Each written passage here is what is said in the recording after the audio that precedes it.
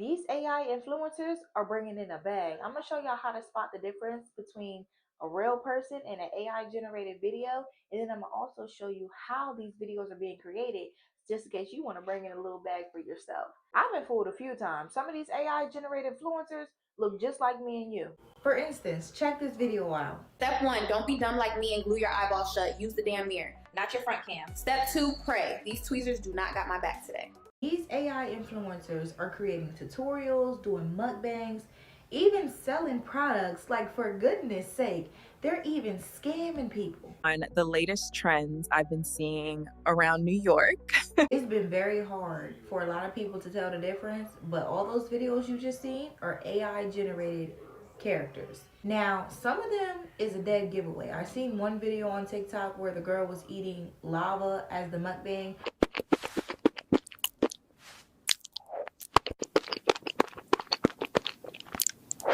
And I really had to sit there and like play it back a couple times because I'm like, what, they came out with a new snack? You know, TikTok always coming out with something.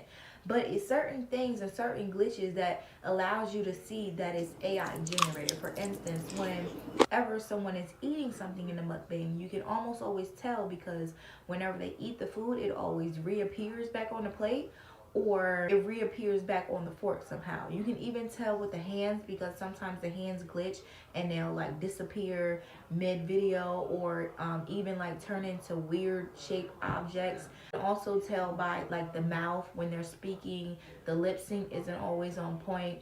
Certain movements, like with hair, like with a human, if their hair's moving, with the AI generated characters, it's not really going to move all that freely. Like, you'll notice that it's kind of moving with the body itself. Like, it's certain things that you can pay attention to. I'm going to show you a couple videos that you can obviously tell that it's AI generated, and then I'm going to show you some that it's like, like, let me replay that back. But forget all that. Let's get straight to the money talk, because it's people just like me and you that's sitting behind these AI influencers, because we're the ones creating them and we're also the ones generating the income off of them. Now, I've seen a couple people say that you might want to be mindful when creating new accounts and making it solely AI, because some platforms are like demonetizing pages that have AI generated content. I think you even have to like toggle on or off whenever you're using AI content and stuff like that. But for the most part, right now, while people are still running up a bag, you can too. A lot of these videos that you see people creating with the mukbangs, the tutorials, and like these realistic settings, like I seen the one girl on the horse out looking like she had Turks and Caicos, and horse walking like he got beef with the ocean. Girl, mine stopped mid-walk like he rethinking his whole life. They both got an attitude. That's crazy work. The girl in her bathroom, which looks like a very realistic setting. What you have to do is go to Google VO, and you can create an account if you want. I don't believe you have to, but it's going to ask you if you want to create videos using Gemini or something else. I forget what it's called. You want to make sure that you create your videos in Gemini. At least that's what I use. I find that it's easier. Once you get to Gemini, it's going to tell you to describe the type of video that you want to create. Now, here is where, if you don't know right off the bat what to say or what you would like for it to generate, you can incorporate using ChatGPT. So you would go on over to ChatGPT and try to describe it to ask it to write you a prompt of whatever you want the video to do. So like, say if you wanted your AI character to look exactly like how I look right now, sitting in a setting with just like a plain white background, then you would explain exactly that. You would say, create me a prompt for Google VO to make me an 8-second clip, because Google VO only creates 8-second clips at a time. However, they're making these videos long is because they're taking each clip and they're merging them together. So you're going to ask it to write you an 8-second script because you don't want it to be too long.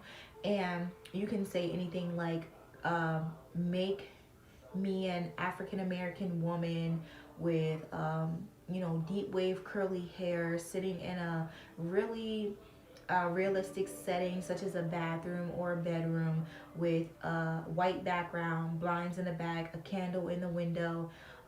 Just be really specific of how you want it. Maybe she has like a very soft spoken voice, or a very like sassy, real ghetto ratchet voice. makeup, face, beat, whatever you want the character to even look like, it will literally generate that for you. And I'm going to insert a screenshot to show you guys a video that I actually created, because it doesn't take long at all.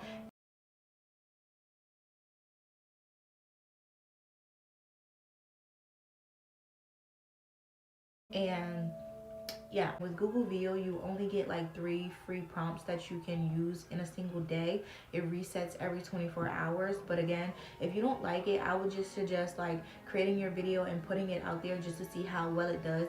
Because 9 times out of 10, just because you don't like it, most people do. Like, I've had many videos go viral that I like would have never even thought to post, but ended up posting it, boom, went viral. But I feel like the videos that I try to take the most time on and perfect are the ones that don't really do that well. So when it comes to using Google VO, they have like subscriptions. You can use, I think, the 30-day one for free, and then after that is $19.99, and then you can upgrade from there.